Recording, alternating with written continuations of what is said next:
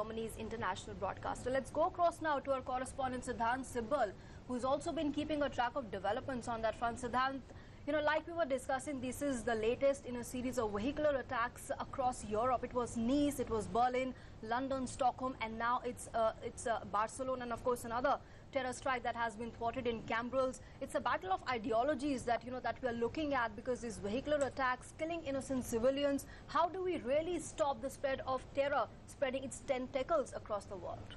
That's the question. How do you stop this this scourge which is impacting everyone and especially impacted Europe? And of course, it's a battle of ideology. It's the ideology which has to be defeated. What ideology is doing? It is brainwashing people, and these lone wolf attack are taking place. We really don't know what's the connection right now between the attackers and the IS Islamic State, though the IS has claimed responsibility. But what's the modus operandi which has happening around Europe is the fact that anyone who has been brainwashed takes a vehicle and barges into a crowded area. And if we reconstruct what happened in Barcelona yesterday, it was a sunny day.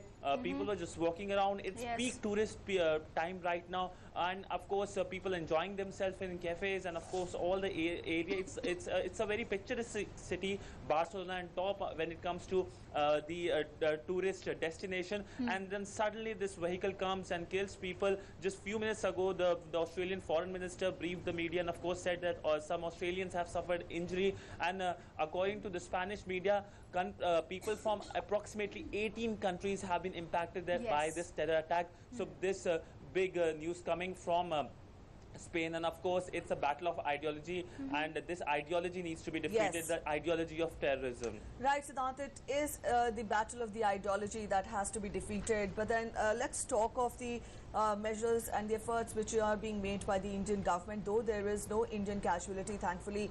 But we have a tweet by the External Affairs Minister wherein she has flashed a number wherein people can get in touch if they have any doubts and if they have any areas of concern. You let us know more about the measures that are being taken by the Indian government.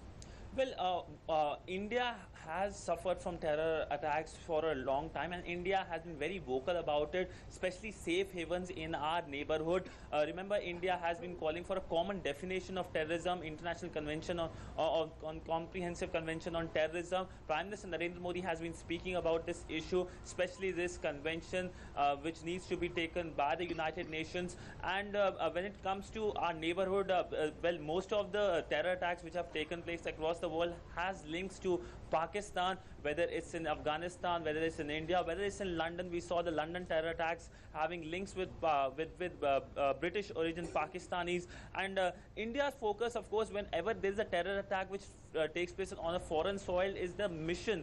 Our missions are very active, and our mission this time around also was immediately in touch with the local authorities in Barcelona. And so far, thankfully, no Indians have got injured or have been victim of this terror attack. But of course our high commissions and our embassies and our mission, and of course the MEA has been very active when it comes to trying to save any Indian lives across the world. Yes, and that is why the efforts have been applauded time and again. Thank you so much, Siddhant, for joining us with those details. Our correspondent Siddhant Sibbal putting into perspective for us how difficult is the challenge and this battle of ideology is when we talk of the current spate of